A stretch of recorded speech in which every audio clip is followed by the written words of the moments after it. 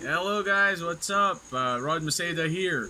Gusto ko nga pala po magpasalamat sa inyong lahat dahil sa mga hearts na ibinigay niyo po sa aking mga Tambay Dance Challengers. Congratulations din po sa nanalo, si Miss Nina.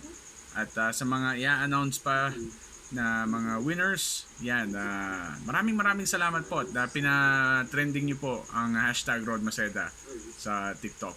Pero hindi pa po tayo nagtatapos dyan kasi sa TikTok pa lang po yan na Tambay Dance Challenge. Para i-promote po ang Tambay. At meron pa po akong mga FM radio station na tour at saka guestings po sa TV. So meron pa po akong magiging series of virtual marketplace tour at saka sa mga music groups sa iba't ibang groups sa Facebook. So abangan nyo po yan. It's gonna start in 2022 sa January po yan. Sana supportahan po ninyo at ang aking mga FM radio station tour, ayan, next year po yung mangyayari.